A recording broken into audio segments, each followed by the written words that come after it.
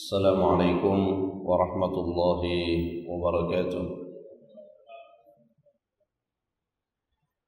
إن الحمد لله نحمده ونستعينه ونستغفره ونعوذ بالله من شرور أنفسنا ومن سيئات أعمالنا. من يهده الله فلا مضل له ومن يضلله فلا هادي له. أشهد أن لا إله إلا الله وحده لا شريك له وأشهد أن محمدا عبده ورسوله. اللهم صل على محمد وعلى آله وصحابته ومن سار على نهجه واهتدى بهديه واستنى بسنته إلى يوم القيامة. يا أيها الذين آمنوا اتقوا الله حق تقاته ولا تموتن إلا وأنتم مسلمون. اللهم علمنا بما ينفعنا وانفعنا بما علمتنا وزدنا علما وتوفيقا والحقنا بالصالحين. أما بعد، معاشر المسلمين jamaah salat subuh rahimani wa rahimakumullah. Alhamdulillah, pada kesempatan ini kita kembali melanjutkan majelis ilmu kita pada penjelasan kitab Taisirul Karimir Rahman fi Tafsir Kalamil Mannan. Dan alhamdulillah, saat ini kita sedang menjelaskan ayat-ayat yang terdapat di dalam surah Adz-Dzariyat. Dan pada pertemuan yang sebelumnya kita telah menjelaskan firman Allah Subhanahu wa taala, yaitu yu'faku anhu man ufiq, dipalingkan dari ayat Al-Quran, dipalingkan dari kebaikan, yaitu orang-orang yang memiliki kecenderungan kepada keburukan. Allah Subhanahu wa taala telah memberikan penjelasan-penjelasan berkaitan dengan petunjuk-petunjuk yang wajib kita ikuti, dan Allah Subhanahu wa taala juga menjelaskan secara gamblang jalan-jalan yang wajib kita jauhi. Setelah seseorang mendapatkan penjelasan akan hal tersebut, maka akan timbul di dalam diri seseorang kecenderungannya kemana. Ketika dia cenderung kepada keburukan, padahal telah sampai kepada dirinya penjelasan, maka Allah Subhanahu wa taala akan memalingkan hatinya kepada keburukan itu. Sehingga dengan realita yang seperti ini, maka menjadi sangat penting bagi kita untuk membekali diri kita, memasukkan informasi ke dalam hati dan pikiran kita dengan informasi-informasi yang benar, dengan ilmu yang benar, agar muncul kecenderungan kepada kebaikan. Karena tidak jarang seseorang cenderung kepada keburukan bukan karena menghendaki keburukan itu, tetapi karena mengira bahwa yang buruk itulah kebaikan. Dan ini memang yang selalu diupayakan oleh syaitan, di mana salah satu pekerjaan utama mereka yaitu menghiaskan kepada manusia yang buruk sehingga nampak seperti kebaikan. Dan tidak sedikit yang kemudian terjebak di dalam hal yang seperti ini, di mana yang buruk itu dengan hiasan, kemasan yang memukau, sebagian orang menilai itu adalah kebaikan. Itulah sebabnya Nabi kita Nabi Allah Muhammad sallallahu alaihi wasallam mengajarkan kepada kita salah satu doa, Allahumma arinal haqqa haqqa. Ya Allah, perlihatkanlah kepada kami yang baik itu baik, wa arinal batila batila, dan perlihatkanlah yang batil itu batil. Doa ini sekaligus mengisyaratkan bahwa bisa saja manusia melihat sesuatu secara terbalik, melihat yang baik itu buruk, atau sebaliknya, melihat yang batil itu justru dianggap sebagai suatu kebaikan. Kemudian kita lanjutkan pada penjelasan ayat yang berikutnya, yaitu qutilal kharrasun. Qutilal kharrasun dijelaskan oleh Syekh As-Sa'di rahimahullah, qatalallahu alladhina kadzabu 'ala Allah. Allah Subhanahu wa taala memerangi orang-orang yang berdusta kepada Allah Subhanahu wa taala. Berdusta atas nama Allah Subhanahu wa taala. Baik itu berdusta dengan pengingkarannya terhadap ayat-ayat Allah, atau menisbatkan sesuatu kepada Allah yang Allah tidak pernah mengatakannya.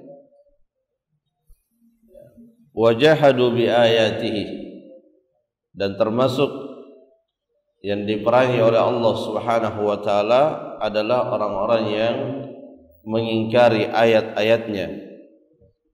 Wa khadu bil batil liyudhidu bihil haqq, dan mereka larut di dalam kebatilan, berjibaku di dalam kebatilan untuk membatalkan kebenaran.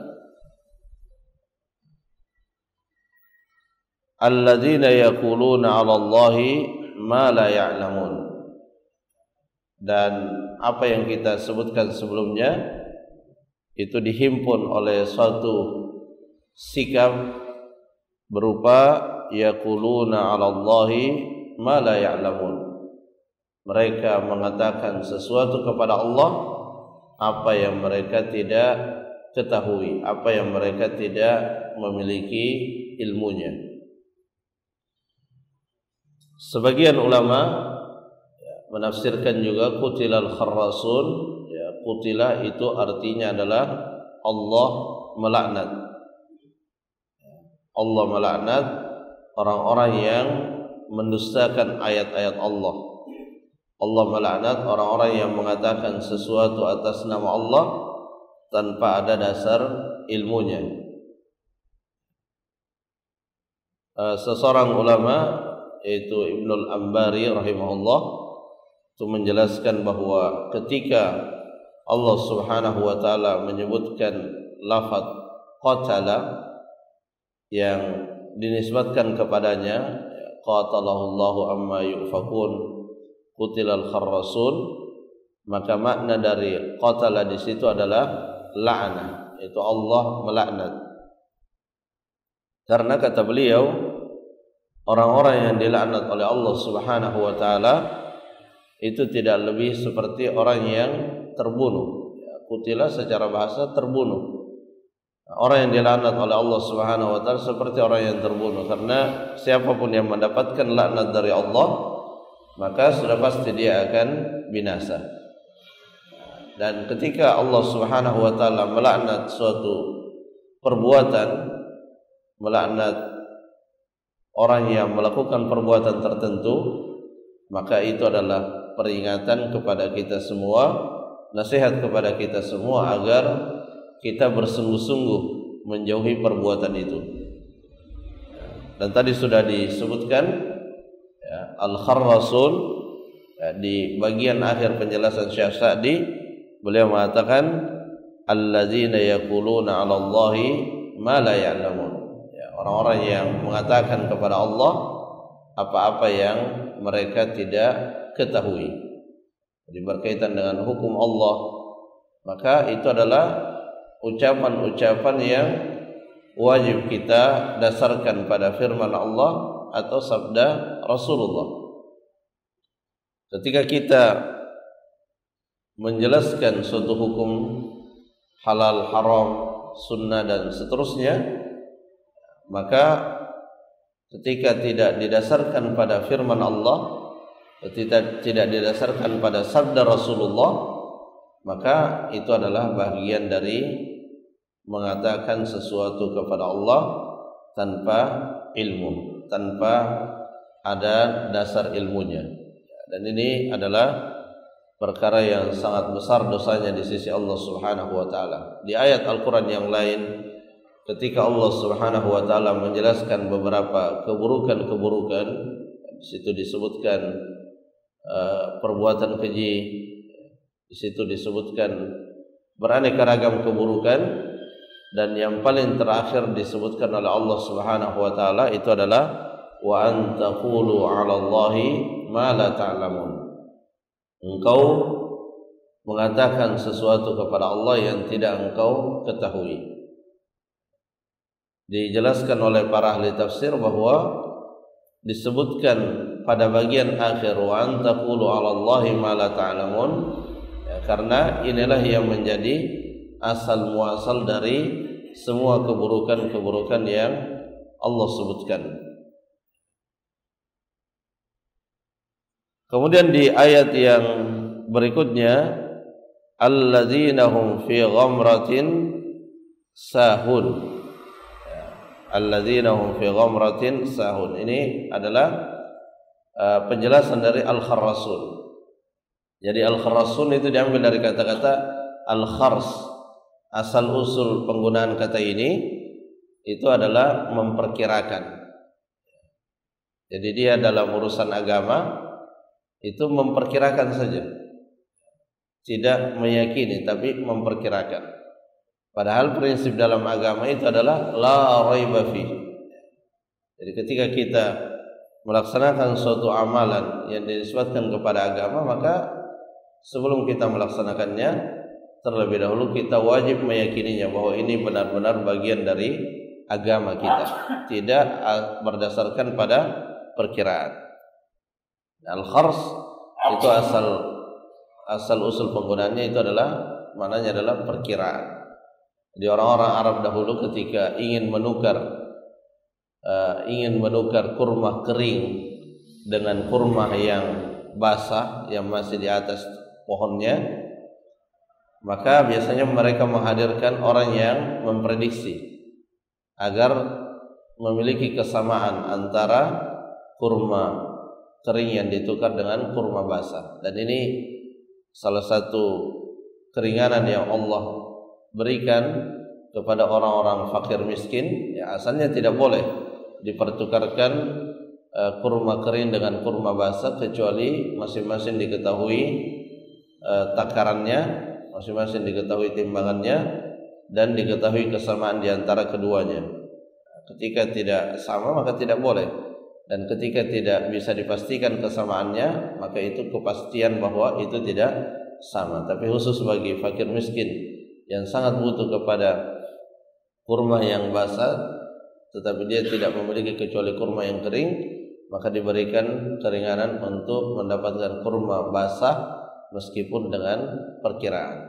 Jadi intinya bahwa al-khars itu asalnya dari kata-kata perkiraan. Kemudian di ayat berikutnya, alladzina hum fi ghamratin ay fi lujjatin minal kufri wal jahli wad dhalal.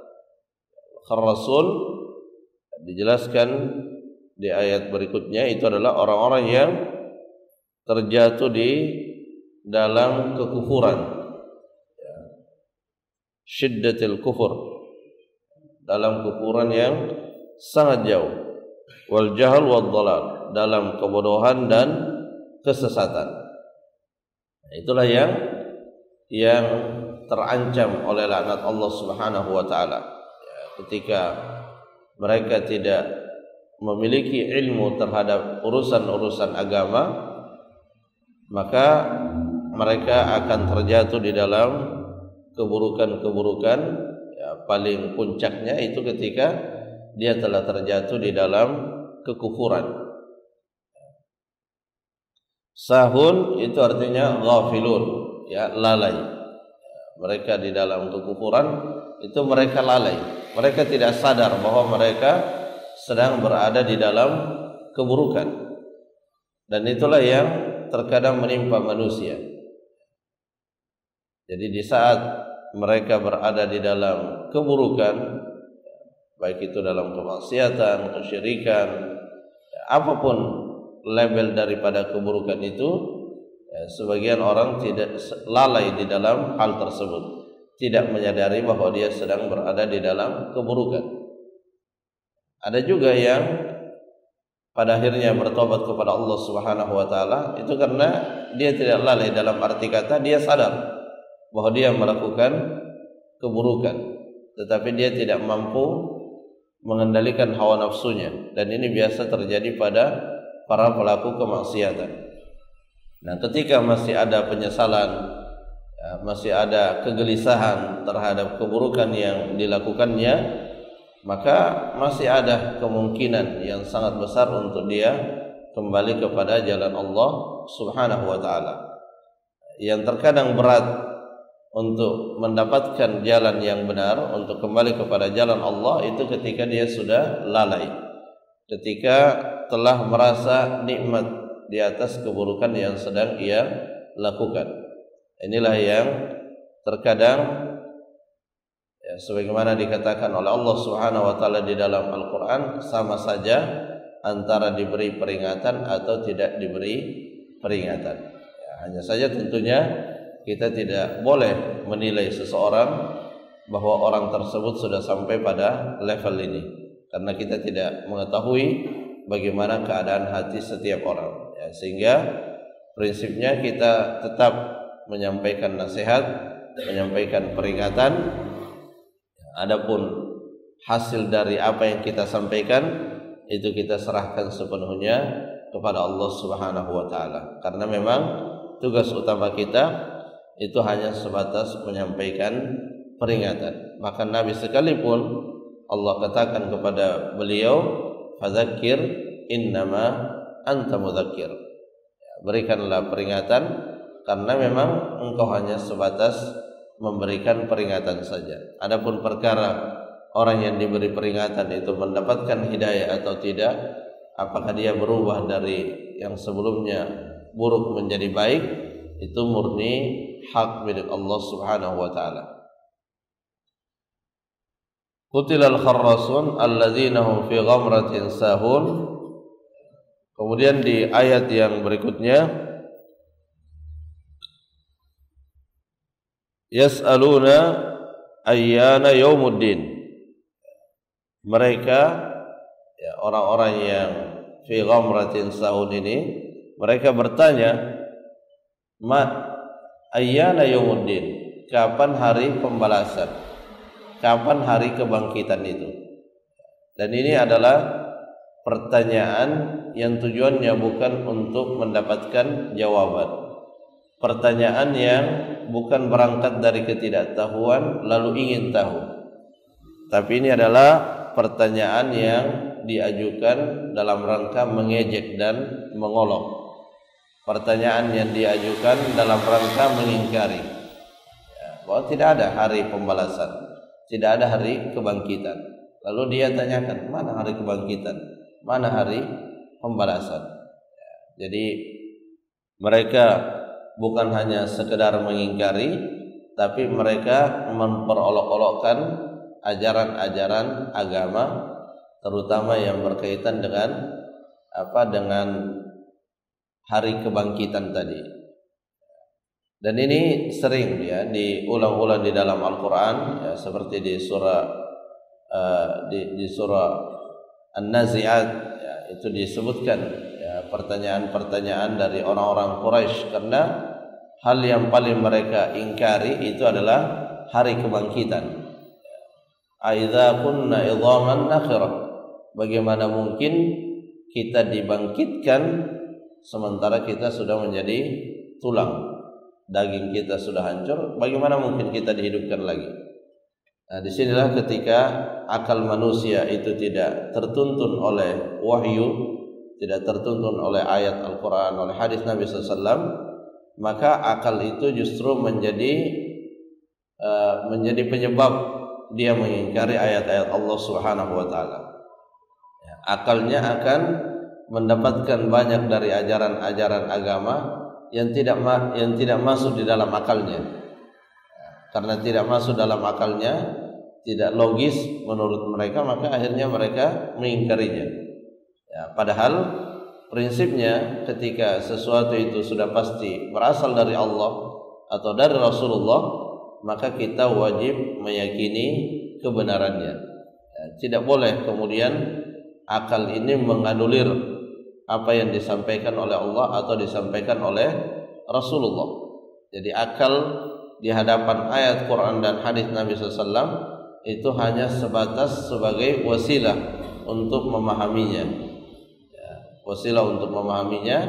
Adapun ketika kita telah memahaminya, ya, dan pemahaman itu sebagaimana yang dijelaskan oleh Nabi, dijelaskan oleh para sahabat, maka tahapan selanjutnya adalah kita wajib mengimaninya. Ya, jadi ketika Allah Subhanahu wa taala menyebutkan tentang hari kiamat, menyebutkan tentang tahapan-tahapan yang akan dilewati oleh manusia di hari kiamat, di hari akhirat, maka kita wajib mengimani hal tersebut. Ya, meskipun akal seseorang mengatakan bagaimana mungkin, maka pertanyaan-pertanyaan seperti itu dijawab dengan apa yang ada di hari akhirat, apa yang ada di hari kiamat. Itu tidak bisa dikiaskan dengan apa yang ada di dunia, ya, karena alamnya berbeda. Ya, sama halnya ketika seseorang, ya, berada di alam rahim, masih dalam rahim ibunya, ya, mungkin banyak pertanyaan bagi kita, bagaimana dia hidup, bagaimana dia makan, bagaimana dia minum, ya, padahal dia berada di tempat yang sangat sempit, tetapi dia bisa hidup dan keluar dalam keadaan hidup. Hanya saja karena ada ilmu yang bisa menjelaskan sehingga semua orang menjadi percaya. Tetapi sesungguhnya apa yang terjadi di akhirat juga sudah ada ilmunya, dan yang menerangkannya itu adalah Allah Subhanahu wa taala. Terkadang manusia lebih percaya kepada sesama manusia daripada percaya kepada apa yang dijelaskan oleh Allah Subhanahu wa taala. Yas'aluna ayyana yaumuddin yaumahum 'alan nari yuftanun. Yaumuddin itu hari pembalasan, hari kebangkitan. Itu adalah hari mereka di atas mereka di neraka, mereka disiksa. Ya, yuftanun itu maknanya adalah yu'adzabun. Ya, mereka disiksa. Asalnya yuftanun itu dibakar. Ya, dibakar. Jadi ketika dikatakan fatantuz zahab, ya, saya membakar emas, itu artinya, ya, saya membakar emas untuk diketahui mana yang emas dan mana yang tidak emas. Nah, sehingga di sini digunakan yuftanun untuk makna yu'adzabun, ya, mereka diazab bisababi man tau alaihi min khubsil batin wal zahir, disebabkan apa yang melekat pada mereka dari keburukan, baik dari segi tampilan dan apa yang tersembunyi di dalam hatinya. Ya, karena orang-orang kafir itu tampilannya buruk dan yang tersembunyi dalam hatinya juga buruk, ya, karena dalam hatinya kekufuran. Amalan-amalannya adalah amalan-amalan yang buruk. Orang-orang munafik tampilannya bagus, tetapi yang tersembunyi buruk, maka hasilnya juga buruk, ya, bahkan lebih buruk daripada kekufuran yang pertama. Ya, dan orang-orang beriman itu adalah yang tampilannya baik, yang dalam hatinya dan juga apa yang terlihat oleh manusia. Yaumahum 'alan nari yuftanun dzuqu fitnatakum, ya, kata Allah Subhanahu wa taala, rasakanlah azab, ya, fitnatakum al-azab wan nar, rasakanlah siksaan dan api neraka. yang mana hal itu mereka dapatkan allazi kuntum bihi tasta'jilun, yang dahulu ketika di dunia kalian terburu-buru untuk mendapatkannya.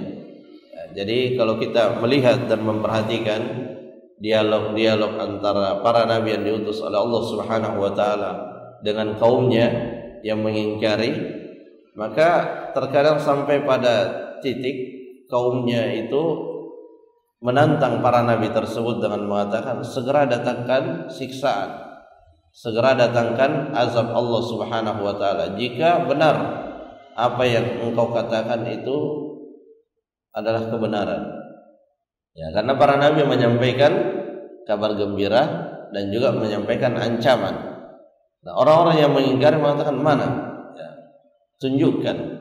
Ya, jadi mereka waktu di dunia ingin segera melihat itu, tetapi Allah Subhanahu wa taala mengakhirkannya. Ya, terkadang tidak memperlihatkannya tidak memberikan musibah di dunia untuk diberikan hukuman yang lebih sempurna di hari akhirat. Ya. Nah, terkadang manusia memang tidak terucap di lisannya hal yang seperti itu. Tidak terucap di lisannya bahwa datangkanlah azab.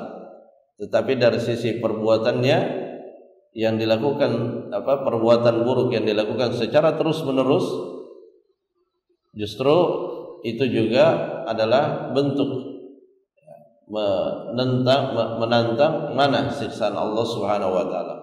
Toh saya sudah melakukan keburukan, tapi tidak ada juga ya ancaman sebagaimana yang disebutkan. Ya. Misalnya orang-orang yang terjebak atau terjerumus di dalam perbuatan riba. Mereka sering mendengarkan ayat fa'adzanu biharbin minallahi wa rasulih. Ya, umumkan kepada mereka bahwa Allah memerangi mereka. Nah, para pelaku riba terkadang sudah tahu ayat itu, tapi mereka terus-menerus berada di dalam perbuatan itu dan lisanul hal. Ya, apa yang mereka lakukan padahal dia sudah mengetahui itu seolah-olah mengatakan, mana hukuman Allah? Toh kehidupan saya tetap baik, ya, perekonomian saya tetap baik. Kalau riba itu sebagaimana yang dikatakan, perekonomian saya sudah hancur. Maka kita katakan bahwa hukuman Allah Subhanahu wa taala itu tidak selalu identik dengan hancurnya kehidupan kita secara duniawi. Tetapi ada hukuman Allah yang lain yang lebih berat, yaitu sulitnya kita di dalam menjalankan ajaran agama. Ya, mungkin secara penghasilan tidak berkurang, tetapi melaksanakan sholat jadi malas, mempelajari agama jadi malas, hal-hal yang baik tidak dia sukai. Maka itu juga bentuk hukuman yang Allah berikan kepada manusia. Bahkan itulah hukuman yang lebih berat, ya, karena hakikat daripada nilai seorang mukmin di dunia ini ketika dia berpegang teguh pada agamanya, bukan pada berapa harta yang berhasil dia kumpulkan.